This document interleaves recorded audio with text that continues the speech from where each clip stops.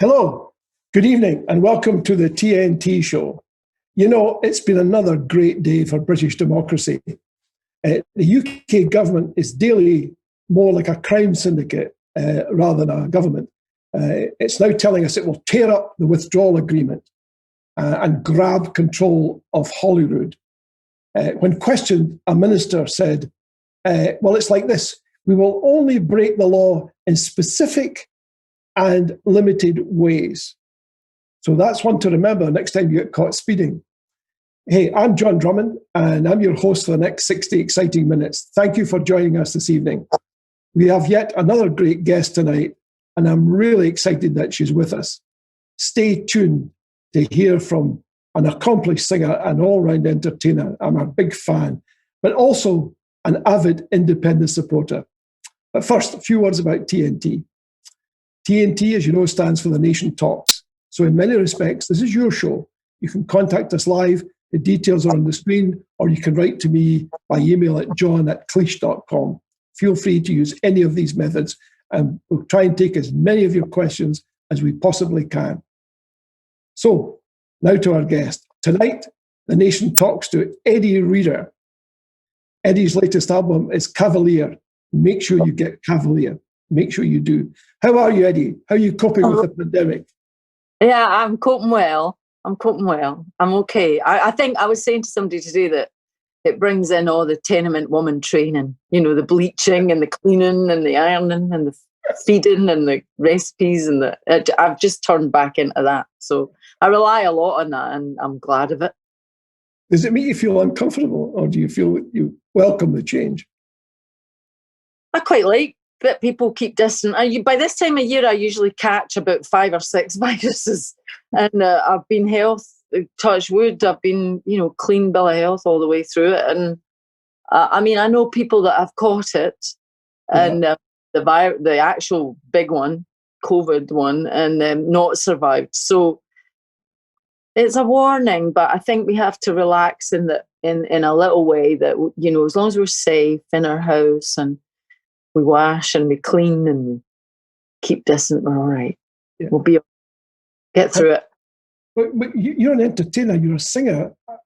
How do you cope with that change? Because I assume before this happened, you must have had a whole bunch of gigs planned elsewhere, and all of a sudden that's all gone and you're at home. I mean, what a change. I know, but I quite like it, actually. I was working so hard last year and doing Jules Holland gigs and my own tour, and then my own tour again was coming up, and I thought, oh geez, I hope I've got the energy. And it's nice to just have this break. It's like imposed, sit down and shut up for a minute, and I like it. I'll be raring to go next year, though. I do miss them. Now you've got a whole programme planned for next year. Yeah, that's been put in again. I mean, who knows if it's going to happen? But if it does, I'll be there. Great. Well, that's very good news. Tell us a little bit about your background. Tell us about Eddi Reader, where you were born, where you grew up. All right. It's a big old story, but I'm a tenement lassie. I was born in Anderson, Glasgow, and I was born just at the end of the 50s. Okay, I'm not a 50s baby, but I'm 59 August, and I have vivid memories of that street in the tenements, and somebody was painting the pictures of the tenements today on Twitter, and I wanted to say, there's something amazing about being able to look up at these massive, what looked like mansions to me, and all these women leaning out of the windows and other characters, and just feeling watched and nurtured and cared for and minded. And that community was great. I had my granny in number 23. We were number 7 Anthony Street. My granny was 23. We all kind of shared the toilets and everything. So I was so pleased to have that background. My Auntie Mary, my mother's oldest sister, would chase me away from her doorstep because I would always be walking across the street for biscuits and sweeties. And I just remember the pavement and the cobbles and the stones up in the staircase were the size of up to my shoulder. So I could remember climbing with my wee legs, trying to get up these stairs, and my granny was on the 3rd floor. So I think that I love the fact that my granny was there. Her sons and daughters were all around us in different houses. And my mum and dad got their first place when they were 22 and I was coming along. And it was this place just on the corner of Argyle Street. And it had one single door. We didn't have a close. And we were supposed to use the toilets down there and the other close. But they were filthy and the close was full of alcoholics. So the toilets were kind of broken. And I fantasized about everything in that street, the broken glass, the purple and lilac water of the oil on the puddles became Mary Poppins pictures, and the broken glass became diamonds, and the dead rats became the evil monsters that we managed to survive. It's just, I love my history. I remember just being the favorite one, the youngest daughter of my grandmother's new daughter, and I was just treated like a princess. I was the curly-haired angel. Yeah. Were you spoiled? I don't think it's spoiling a kid giving it everything he wants. I have the attitude that you don't spoil them. You only spoil them when you don't pay attention to them. And I was paid attention to. Oh God, I was loved by granny, granddad, aunties, uncles. Everybody wanted my attention. In fact, they had a big falling out about it. Like, I was spending so much time with my mum's mother that my dad's mother got a bit upset, and they had this big row. Don't let her in the house. Don't let her come for you. So there was a big fight for ages, and I didn't know why I was kicked out. Like, get across that road and help your mother. I was about 4. And she had another 2, and my younger sister, Gina, I just remember her sitting in the dirt of the back of the house in the bins in Anderson, and the tenement bins. And I remember just leaving her, sitting there and going across to get a biscuit. And oh my God, my mother came after me like a bat out of hell. And that is a big memory, just this kind of, I've got duties. Yeah. Well, Brian Cox told us that he first started performing, as it were, when he was very young, because the family were looking for somebody to do this sort of stuff. And he says, I just loved it. I just loved it, getting up there. And they would stand me up in the table in the sink and say, right, do your thing. This is at New Year and stuff. When did you start singing for the family? And I desperately wanted a guitar, and when I was about 8, I just, my cousin Alan, big cousin Alan, was a show band player. He played, he was in the army, I think, and he kind of played in a band at the weekends, electric guitar, rock and roll and all that. And him and cousin Janet, who used to babysit for us, they'd come and babysit, and he'd play and he'd show me things. And I adored Alan Stobo, his name is, and lives in Girvan now, out of Glasgow. But he taught me how to tune the guitar into tunings, and like Joni Mitchell tunings. I didn't know who Joni Mitchell was, but I knew what tunings were. And when I was 10, I kind of bleated on about it enough, and my dad and mum went up the Barras, and they got me a guitar, and it was in a coffin-shaped cardboard box, but it was tiny. And I just played it and played it and played it and played it. I was in the toilet. I'd lock myself in. Everybody would be queuing outside, battering the door down. I'd be in there practicing, hurting my fingers with the D and the C and the F and the G and the C and the A minor and the E minor and the D minor. And I'd be kind of working it all out. And I adored my guitar. My guitar and me were like constant companions. I would never be seen without it. And even going into school, I'd take it and I'd store it. I'd bring it out and play what I'd learned, which was basic, by ear. My granny also had a piano, so I could pick out tunes, but I never really performed for them until I learned Millie Molly Mandy on the guitar. And I started playing Millie Molly Mandy, sweet as sugar candy, pretty little eyes of blue. Everybody would be if they only could be walking out with you. And I think it was some favourite of my Auntie Grace my mother's sister-in-law, and she was like, I'm taking her to that Shuey Green. We are going on opportunity knocks, and nobody is stopping us. She's going to win.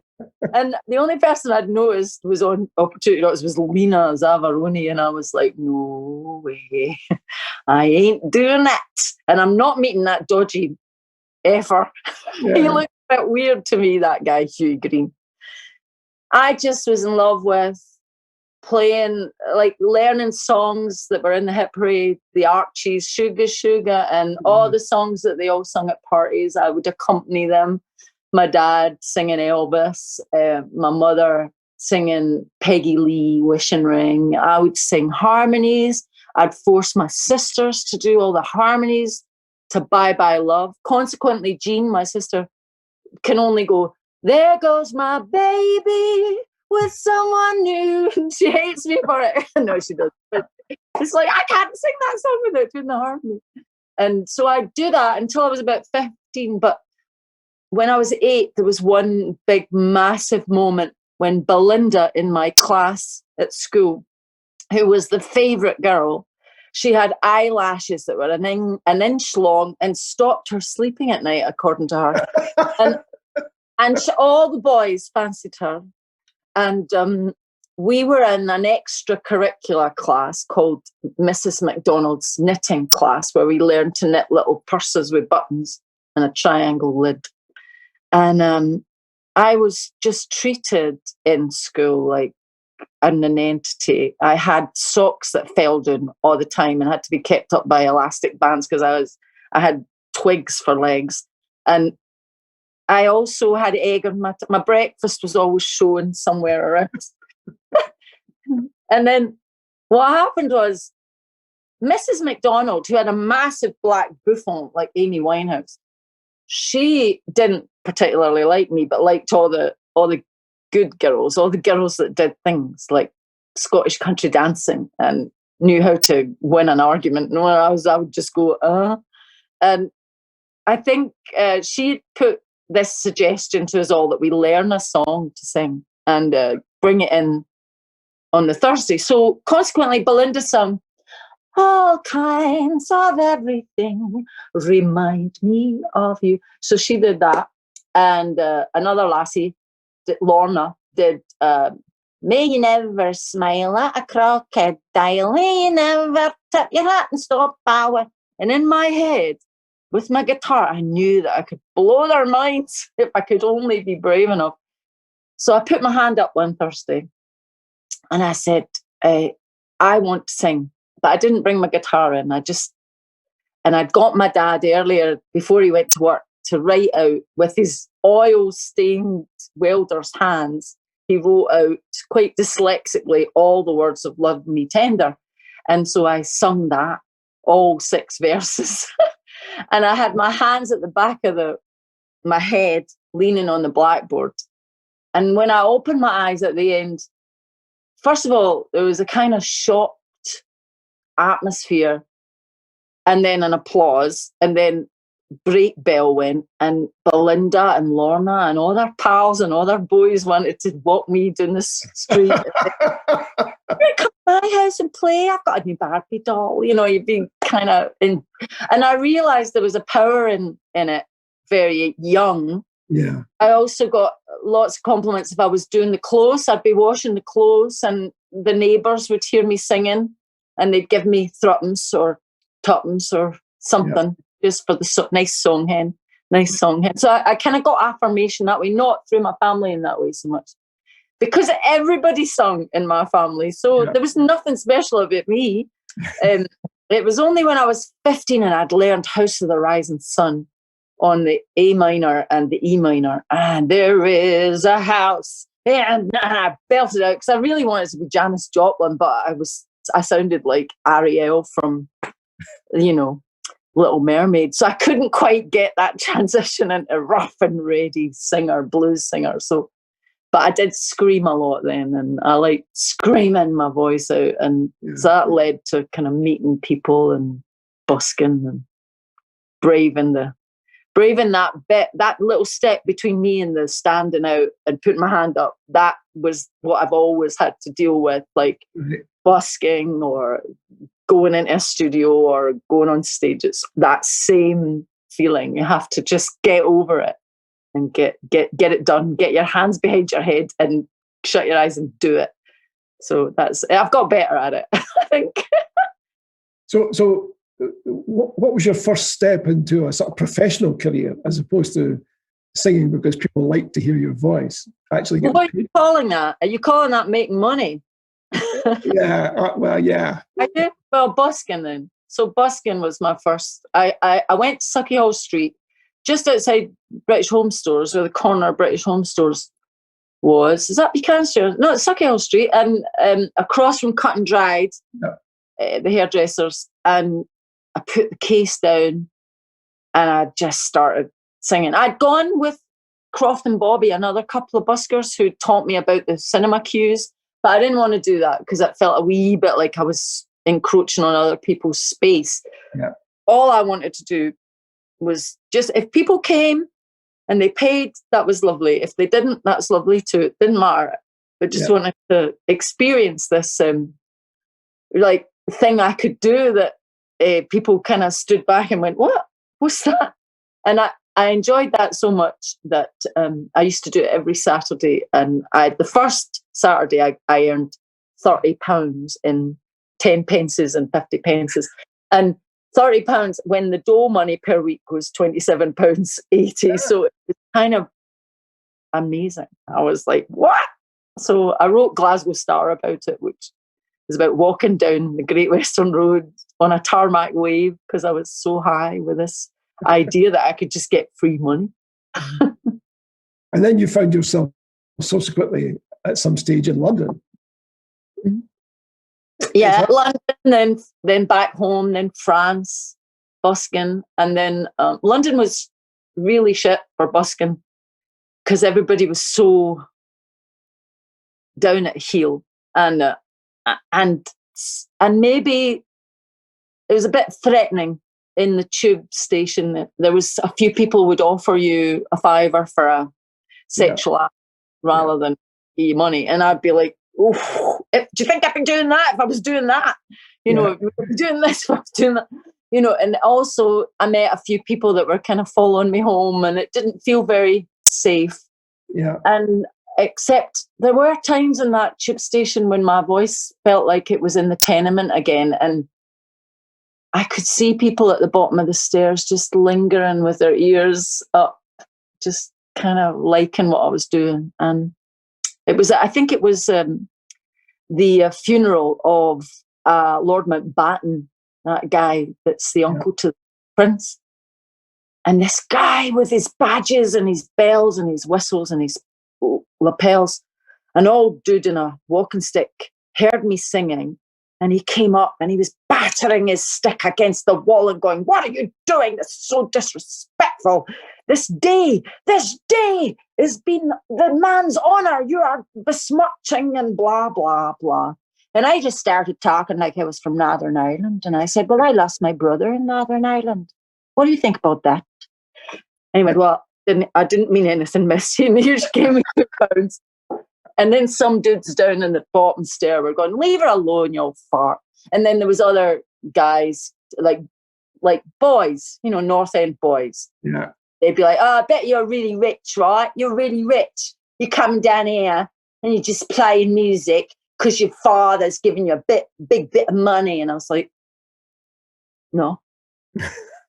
And I would just stare them out like, say, you know, Hayley Mills and Whistle Down the Wind. I'd just stare them out and they'd leave. Yeah. But so it was a powerful thing to have this vocal ability. It seemed to change the atmosphere. Every time I was in danger, it saved me. Every time I felt bored, it saved me. So I was kind of in the throes of it and going wherever the telephone call said, you know. Did you feel that was a great grounding for actually becoming professional? Yeah. Yeah. And getting up. People would get thrilled. People would get thrilled by deals and bigger companies coming to see you. But I just knew that it wasn't a be all and end all. Having a record deal wasn't a be all and end all. Having great success wasn't the be all and end all. You had to maintain a certain integrity for the work and the sound that you're making. It was so important for me to nurture that I loved making money with it. You know, doing a bit of backing vocals and all that on Eurythmics and Alison Moyet and all that. But I kind of got bored with doing that because it's kind of easy to do that for me. I can go in, do it, and come out, and you will be impressed by the harmonies and all the work that I can do. But it didn't leave me with any satisfaction of what do I actually want to say? What is it you're trying to do here? You've got a voice that sings, but what do you really want to reveal yourself to people?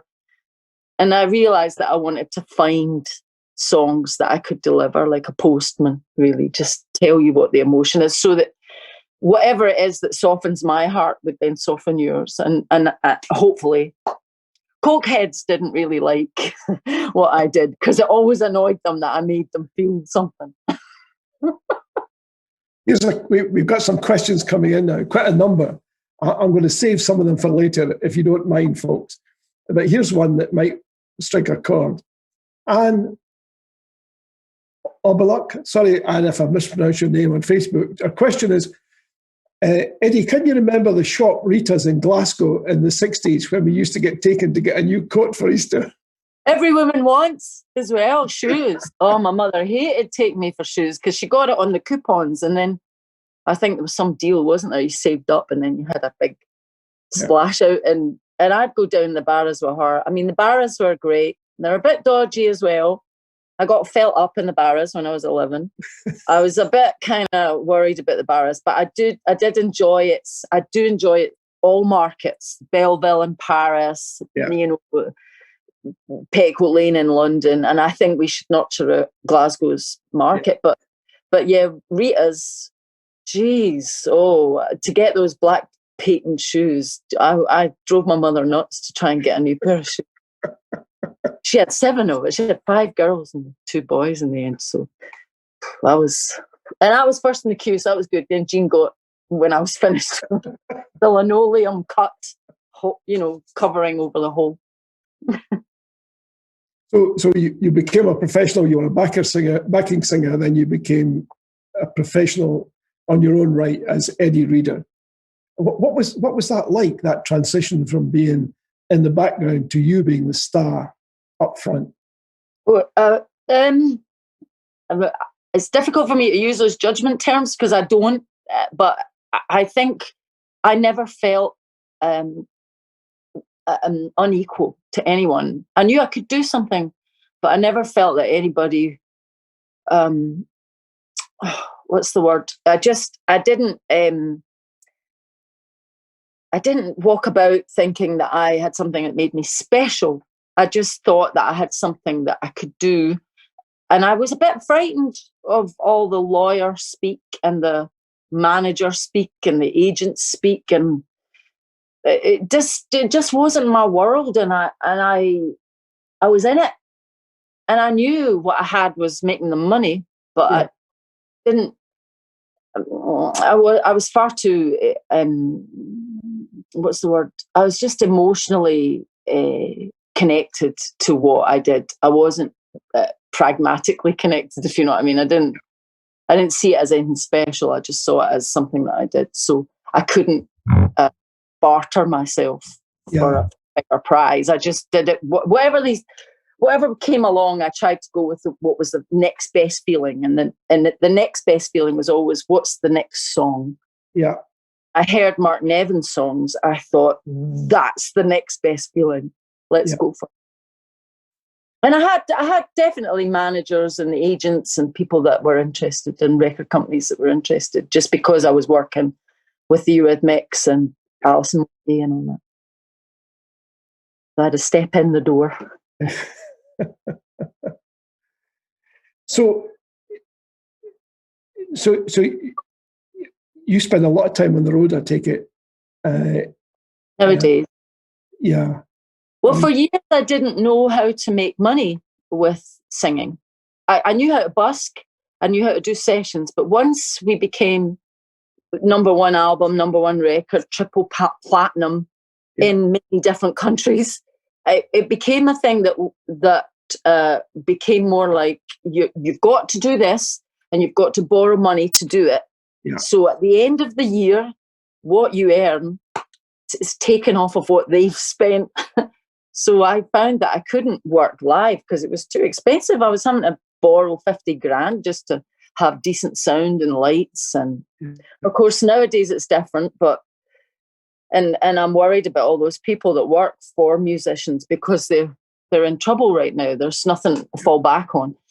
I can sit in here and create on tape, but a lighting man has to do lights live and sound man has to do sound live. So I kind of realized that if I cut it right back and it's just me and one other person, then I could make a living. And I found in the later years now that I can do that with 4 or 5 people, just cutting out all the agent and manager and record company. That's cool. That's cool. We've got a bunch of questions, Eddie. I mean, all right. I'll try not to. How long are we doing this for anyway? Is it an hour or 2 hours? An hour. We're almost at the halfway stage and I haven't taken one single question. So people will be getting uptight. I'm sorry. No, don't apologise, please. It's great, you know. And I want to ask you about your grand or your great uncle shortly, but let's take a few questions. Otherwise, we'll be upsetting all your fans who want to hear from you. Well, they're mostly political, but here goes. Several folks have asked, Eddie, do you find that supporting independence has affected your career or your record sales? No, I never pay attention to career or record sales, so I wouldn't know. I just follow my heart and go for what's logical. If it upsets anybody, I can't do nothing about that. And that was a question from Sean Collins on YouTube, and it was also again from Sean, and also Ruthie Dixon is asking. I'd like to know why people think having a binary choice as a citizen, a yes or a no choice, why it would affect anybody's work that you choose something. I didn't know. Nobody told me I wasn't allowed to want yes. Am I not supposed to be allowed to have a choice as a citizen? But there was a woman up in Ullapool, I think, somewhere up there. This guy, this American fan of mine, he said, I was in Ullapool. And this woman, she was selling your record in the shop. And she said to him, Eddi Reader's good, but no, since she's fallen in love with that Alex Salmon. I didn't even know who Alex Salmon is at that point. You know, I just made a choice. It was like, what is wrong with people? It's the whole I like Rangers or Celtic all over again, isn't it? It's a bit polarised, yeah. Bryce Herbert on YouTube is asking, Eddie, when did you first decide independence was for you? What was your foremost reason for? Because most people who support independence, it's part of a journey. They did start off that way. You know? Yeah, me neither. And I was brought up with folk clubs in the 70s, so I know that the SNP were considered Tories and tartan Tories they were called. And so I had an inbuilt aversion to anything that was SNP because it was explained to me they were people from a different class, they were different, they had different politics. And I didn't really understand it as a Labour, traditional father, grandfather, great-grandfather, marched from Maclean in Glasgow. So, I'm an egalitarian first and foremost. And it was only when I was asked the question and came home to live in Scotland, somebody said yes or no. And I then just asked what my dad would ask or my granddad would ask or his brothers and uncles and all the people in the shipyard would have asked, what's the deal? What do they get? What do we get? How does it work with the votes? And once I got all those questions answered, it was the 27th of February, 2012. And I'd been asked the question from 2010-ish. So it took me that time to ask all those questions and find that my newspapers and my books and my Google didn't really have the answers. How many lords are there? how many people, what's the representation of Scotland? I didn't even know we had 59 MPs. Yeah. So it became a learning experience. And then once I found out that 59 representing my country, my place of residence, 59, they're a representation. And I found that in a sea of 850 lords and 650 MPs, commons, they're called, in that hierarchical system. I would never use that language, but people do. I found that we were 4% represented. For 59 in a sea of 850 and 650 is 4%. And we are 8% of the UK. So I found that out first. And then I asked, because I don't mind paying for a Mancunian singer with 2 kids like me, and I don't mind her paying for me. So that's where I've been always brought up. But it was when I realised that what we're given as a vote in any general election, when I lived in England, my vote could contribute to the majority in England. Yeah. Now that I live in Scotland, I pay the same tax. My vote cannot. It can contribute to a majority in my own country, but it cannot affect anything that ultimately governs me. And I find that abhorrent. And I now look back with my great uncle's words that I inherited in 2012. And I've now been given a kind of lesson on our history and how gaslit I've been all my life. Why do I know more about King Arthur than I know about Scathic, the woman from the shadows of the land of Skye? Why do I know less about my Celtic background than I do about anything that's happened? The Tudors, it's just a bit weird to me that that's been allowed to continue. And I saw that the Labour people that I voted for, by the way, which were Gordon Brown and Tony Blair, I just saw the futility. I just realised, oh my God, even if all of Wales's 40 MPs and all of Scotland's 59 were added together and all of them were Labour, it would only add to their Labour average in England, which is about 191. Yeah. So if 191 and 99 are added together, the Tory average in England consistently is 300. So how can we ever have a say in our own lives? And that they control, we have devolution, we have certain things we control. I'd like somebody to give me the list. Why don't you give me the list? If I was married to you, I'd want the list. There's a question here, thanks for that. A question here from Ruthie Dixon on Facebook. She says, hi Eddie, how do you feel Nicola Sturgeon is handling the pandemic? Fantastically.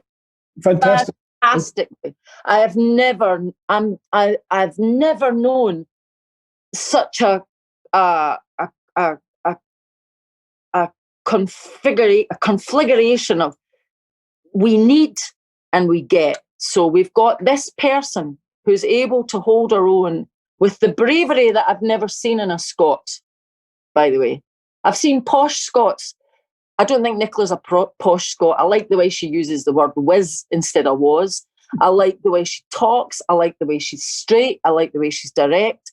I know she comes from Dreghorn. I know she was 14 when I had a number 1. I know I came from that area and I was at that school that she was at, Greenwood Academy. And I know that girl has seen what I've seen. She's seen her father out of work. I saw my father out of work. I saw total degeneration of towns and villages in Scotland, never been invested in. And I think that for a wealthy nation, which I know we are, that's abhorrent. And I would like to be in union with England. I am a unionist. I would like to be in union with England, but not this deal. This deal is rubbish. Yeah. Here's a question you might like to... Alex Cochran is asking, would you ever think about writing a biography?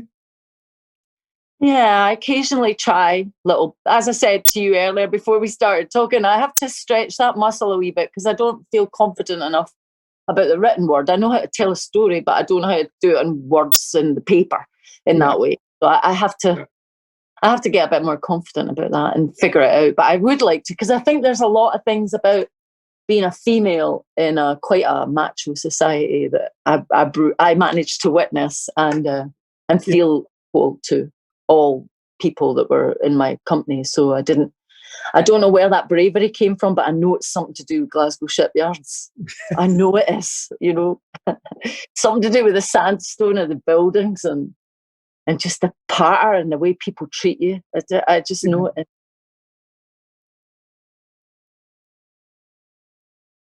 I just find that fascinating. Well, hopefully you'll take the chance to write something.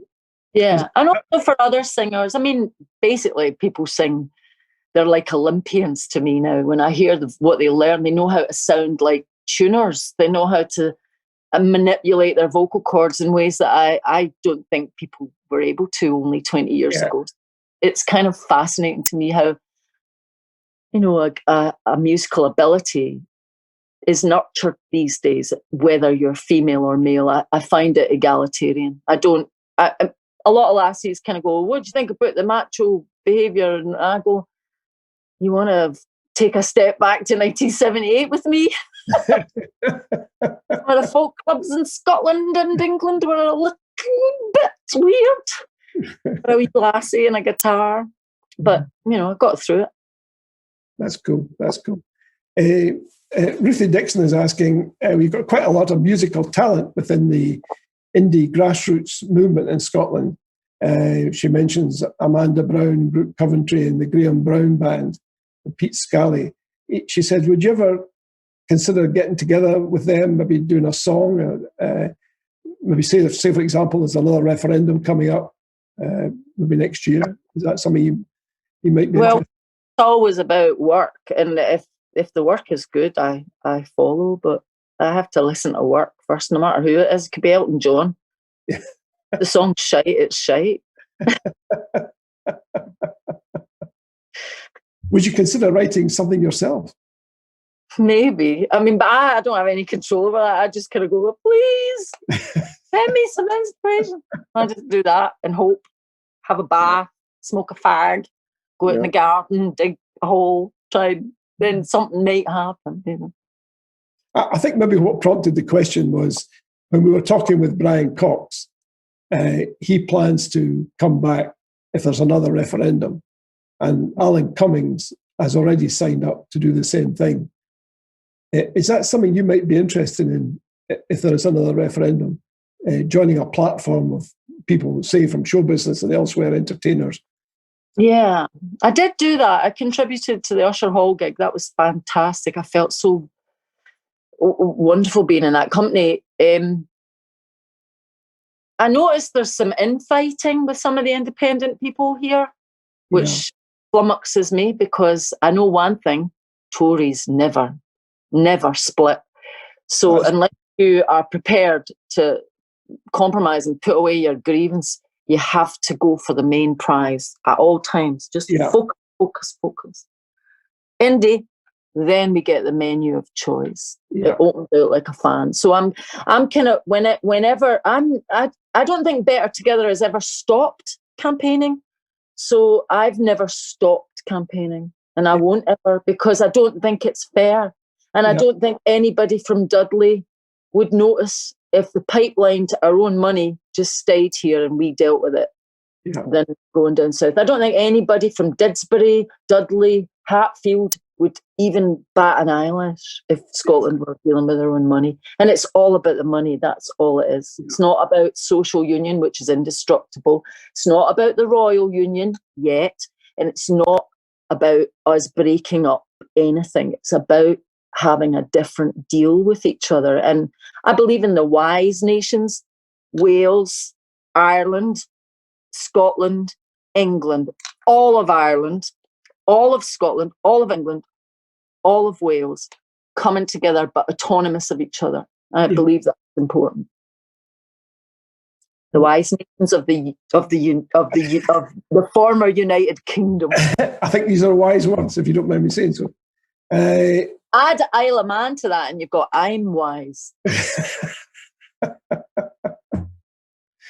By the way, for those who are watching, the reason I've gone a bit gammony is just to the lighting here. It's not. Happily, Eddie, you look great. It's just on my screen. There's a very weird effect takes place. Usually around about sort of 20 to 8 each day. I've no idea why. It's because the sun is setting and there's no longer lighting coming from that. Actually, painting. I would probably use a bit of that. I think so too. If I was doing you, this is my palette. I've tried a range of filters, but they don't seem to have the effect I was hoping for. Tell us a little bit about is it your great uncle or your? Yeah, James. Seamus Reader. Please. James is my granddad's half brother, and I never heard about him. I just used to hear people at parties saying to my granddad in quite a joking way, "Hey, have they found your brother yet, Dan?" And then they'd all laugh. "No, they're still looking for him." And it was 1969 or something like that. I used to hear those conversations. He passed away in 1969. I didn't know anything about it. I didn't know the funeral arrangements, nothing. I just remember that this guy was important and he was in Ireland, and his son, my dad's cousin, James, young James he was called, he was a radio officer for the British Army, and he was then he joined he was a radio officer for the B&I lines going between the countries of Europe and Ireland. And I got to know them by just being in Ireland doing gigs. They lived in Dublin, James with Molly. James had been born in Glasgow. He was 8 years old when he was hid in a boat, one of those, what are they called, the saving boats, the boats that you get into when the boat's sinking. So he was in a lifeboat. He was in a lifeboat. He was stowed away with his mother, who was from Denniston, and he was at St Mungo's, and he was stowed away in 1934. And the next thing he knew was he was in Dublin and he was in school there. And it was to do with the fact that Ireland had made a treaty with England, or an Anglo-Irish war was finished. And but they didn't tell the people here who'd been working for the Irish independence movement. And what the Free Staters in Ireland did with this agreement was that they had to inform Britain about everybody that might have been involved in the Home Rule movement for Scotland, in the independence movement for Scotland, in the socialist movements for Scotland. So there would be spies at John Maclean meetings. There'd be infiltration of groups of people like the Scouts, the Irish Scouts. And there was a roundup in 1923. And then my uncle, as I've now discovered in his writings, there was a gunfight in Glasgow Green and a gunfight in Kelvingrove Park. And I think a lot of them here realised that the independence movement that was starting here, they were trying to ask the Irish to help as the Scots, about 4,000 Scots helped the Irish get independence, which the Irish ignore and the Scots ignore because we're part of a union. We can't talk about it. So what happened was that he was sent, as the commander of the Scottish Defence Force, he was sent to ask Dan Breen if they would help Scotland become free of the empire.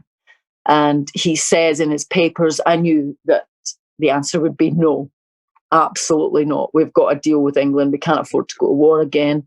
So we're just accepting it the way it is. And that was his start of living in Ireland, 1934. And I'm when James died in 2012, I thought I was going to be getting just some family pictures, maybe my granddad's dad. I didn't know. Seamus was my granddad's older brother. And what I got back was pages and pages and pages of documents and letters and writings from this woman in New York who was calling my uncle an old comrade, and here's something from Patrick Pearse, now keep this safe, and letters to James Connolly, and James Connolly talking to my uncle as a 18-year-old boy, and him being arrested for a couple of pistols that they found that's in someone else's house that he took control over. Mm.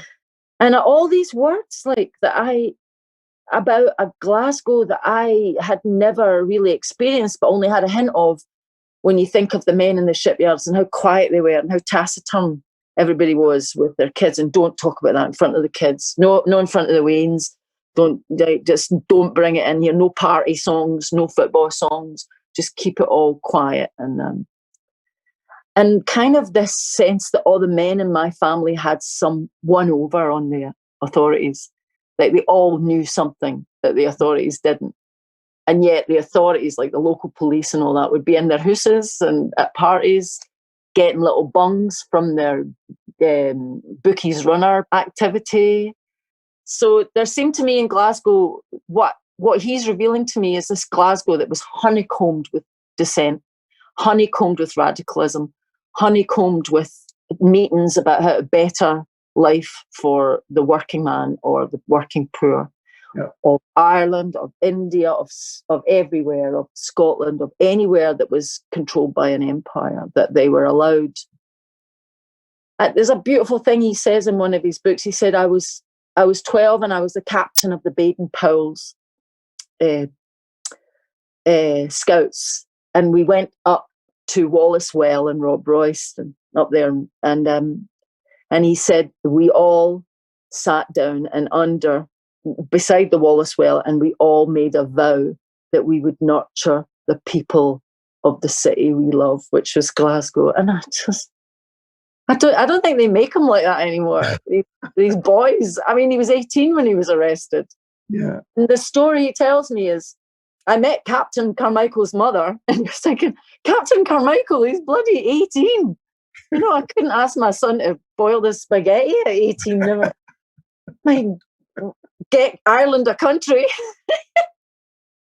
But they were real people, and they existed in Denniston, Baillieston, and they worked so hard and they kept under cover. They risked their lives for Ireland, and just because they wanted that they believed that no small nation should ever suffer occupation, and I think that's pretty righteous. And that was coupled along with the fact that we were being asked an independence question. I was kind of like, what? Okay, let's this is me being educated. And I went with it, and I love what I've learned. I've got a few snippets of things that I think I could tell people. I took it up to Glasgow Uni. They're going to turn it into the history departments of Scotland. Hopefully I can give it to them and they'll look after it. I'm going to see about writing my own journey towards this. I think it'd make a great telly programme, but I don't think the BBC will touch it. I shouldn't think they would, but who knows? You never can tell. Well, the Glasgow historian at Glasgow Uni said that it takes 100 years for it to become history, and it's now become 100 years. Yeah. Well, the other thing too is that the victors write history, so who knows what might happen in the near future. I think that's a great story. I think you should press on and commit it to writing if you can. What I love about him more than anything is none of his grandparents or parents were Irish. None of his great-grandparents were Irish, and he was born Episcopalian. So, his father went to the same place as Keir Hardie went. That was the religion that they followed. So he wasn't in any way Catholic. It was nothing to do with Catholicism. It was nothing to do with being Irish. It was to do with being an egalitarian Scot, and many were like him. And I love that I come from that. And I had to read through it before. I didn't want him to be a murderer. I didn't know what he'd done or something to do with Ireland. I only knew about the IRA in the 70s, so I don't know. It was scary to me. And also, he has one, my dad's surviving siblings want to read it too. And I said, well, I'm going to check through it that there's nothing dodgy in it. And all I see is a man that is dedicated to making sure everybody's life was better. He became a theosophy student. He learned yoga. You're talking 1920. He joined the Rosicrucians. So he became Master of Liberty in the Rosicrucians in St. Michael's in Dublin. And he brought up his son, and his son was as baffled as me. He was given a military. I think it's a great story. I think you should write that. I really do. But I think my granddad was upset with him because the stepmother, my great uncle's, my grandfather's mother, I don't think they got along. Might be to do with the police coming in and bayoneting our house to bits at 3 a.m, looking for Seamus. It might have been something to do with that. Tell us what sort of future do you envisage for Scotland? Look at it right now. Oh, sorry.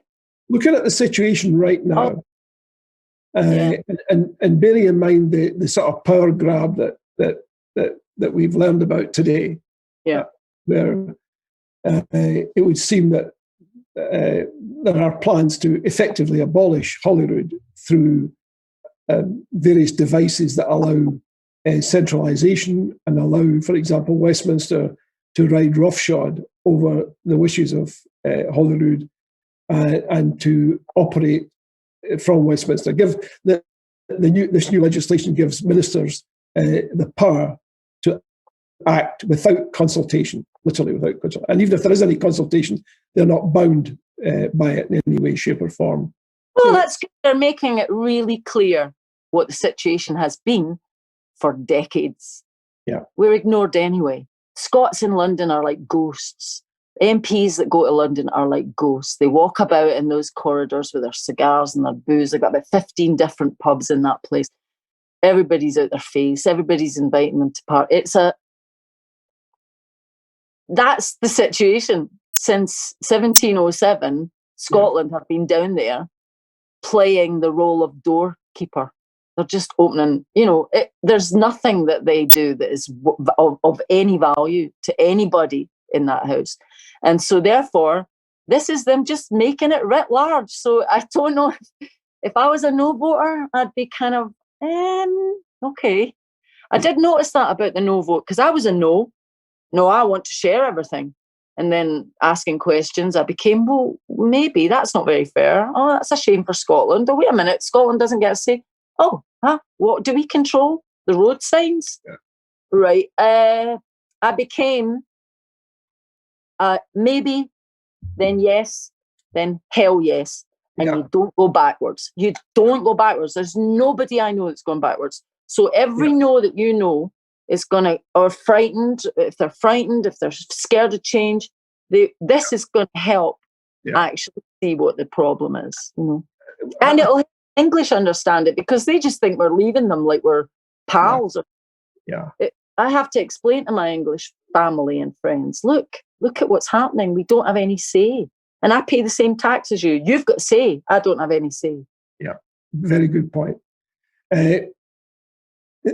Just tuning into that passion that you just expressed there, several people asking is, would you consider being an MSP? I don't think I'd be any good at that. I'm not a legal brain, but I'm an emotional brain, and I will grab you by the heart and I'll batter it until you're soft. Yeah. And that's what's needed, Eddi. Maybe that's what's needed. Well, I don't know. I mean, I met a lot of no people, and I said, "What's your problem with it?" I think we have to ask more questions and listen more, because there's a lot of people are just frightened of change, and I don't blame them. If you see the spectre of having no money, when I did a gig after the independence vote was no, one of my fans shouted at me from the stage, "We've got no money, Eddi." So you've been trained to believe you're nothing. You've got nothing. You've got no way out of it. You've got a big bill to pay. You won't be able to get past it. You can't even get out your house without feeling poor and irrelevant. So unless we sit and listen to people and allow them to express their fears, and then try and assuage their perceptions a wee bit, and try and just point out to them that they're not going to stumble. Yeah. We're going to be there. Every single person is going to join in with this journey. There's no way one of us is going to fall. We're not going to let that happen. I'll make the soup. Yeah.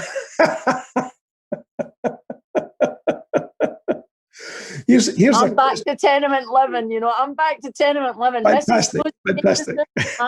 When we were we're going to hold you to that. You're going to make the soup. Here's a question from Miriam Gordon. She said, please, Eddi, could you create a song around that story you just told? It would be amazing. I've used a lot of his. He was also a musician, my great uncle Seamus. So he collected, this is the bizarre thing, when I was reading the papers, I didn't know, of course, my great-grandfather, his father, my granddad's father, Charles Reader. And I'm reading about him from this guy's perspective, who was, 18 when he died. My granddad was 9 when he died. So I'd never learned anything from him. But from Seamus's papers, it says, and this is 2012, and I made a Burns album in 2002. It says, my father, my good father, sang Burns songs in every lodge in Scotland. And his father played the concertina. And his father came from Germany and was busking in Leith in 1850. And I'm like, who am I? I'm this person. I'm this person that's made up of all that DNA and political and spiritual and emotional. And I'm going to hold on to it till my last breath, because I enjoy the passion of debate, and I enjoy Twitter. Nobody insults me. You can say anything, like, nobody insults me. They're not powerful enough. Here's a quick question. We've got 5 minutes to go. Here's a quick question from Peter Murray. And Peter Murray is saying, hi, Eddie. We busked in Paris at the same time. What was your favourite pitch, and was it successful? And I remember how. What he's got to tell me is, what songs did we do together? Because I'll remember that. He said, did you enjoy being a Scot in Paris?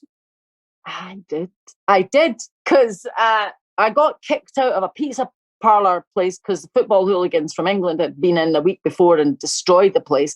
So when I was in there, they thought I was Anglaise. Va faire foot, Anglais, ça. Yeah, grabbed me by the back of this thing, and I was out that door until my friends all went, Elle est écossaise. She's Scottish.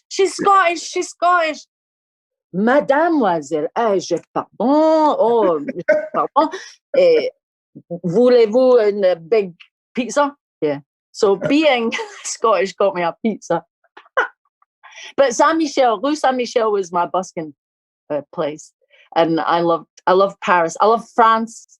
France was my first stop. I fell in love with France. I love the egalitarianism of the place. There isn't the hierarchy of lords and ladies, and I'm better than you because I've got more money than my granddad, so I didn't have to do any work. It's a weird system. Weird, mentally ill system. Woo! You think somebody's better than you because they've what? Got 20 quid more than you? Right, okay. Get therapy. Get some help, yes. It's a hard system to be living under, because I lived in it, and I know that people are cowed by earning power and cowed by status and cowed by hierarchy. Yeah. I think it's sick. Yeah. Do you have much contact with people in the SNP, MPs, MSPs? I think at first people were interested in me because they thought maybe I could get to folk or whatever. But I've always kind of maintained my impartiality. I'm not a member of any party. Yeah. My vote is free. If you do something crap, then I'm not going to vote for you. But certainly if I want the prize, which is independence, I'm going to have to just bank all my desires for spending money on everything. And all the vulnerable, the weak, the poor, the old, the sick, the needy, the ones that need it, I want them happy, because if they're not happy, I'm not happy. It's the same as feeding your kids. If one kid's getting and the other one isn't, it's not tenable. So I'm going to vote for SNP until we get through that door, and then I'm going to see what's on offer. Okay. Keeps me a citizen. Yeah. Rather than a political pundit or anything. I'm just a citizen that believes in all people. I love no voters just as much as I love yes voters. In fact, I love no voters so much I want to give them a country. Well, thanks for that. I appreciate it. We're almost at the end. Our time's almost up. It's been absolutely fantastic, Eddie.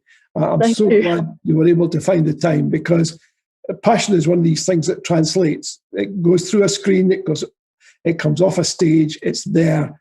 And when somebody has it, people feel it, they empathise, they resonate. Thank you very much for that. And please remember and buy Cavalier, folks. A big thanks to all of you out there for joining us. Thanks for your questions. We tried to get through as many as we possibly could, so I hope your question got asked. As always, we have a formidable list of guests lined up for future shows. Next week is going to be another cracking show. We have Andrew Wilson, who is an ex-MSP, but also is head of the Growth Commission. So you don't want to miss the show. Get your questions in nice and early for Andrew, please. And join us next Wednesday at 7 p.m. for the Nation Talks to Andrew Wilson. And oh, yes, please, look out for my Constitution column in the Sunday National this weekend. In a very modest way, I'm going to tell you that it's a cracker. It's in the 7 Days supplement, and it says, as Britannia waives the rules, the UK staggers to a moral collapse. Who doesn't want to read that? And very importantly, please, please support Indie Live and the folks who make shows like this happen. It's not by accident. There's a lot of work goes on behind the scenes. So help Indie Live, please. Thank you again. Have a good night. Join us next Wednesday. And remember, it's been a great day for British democracy. Good night, all.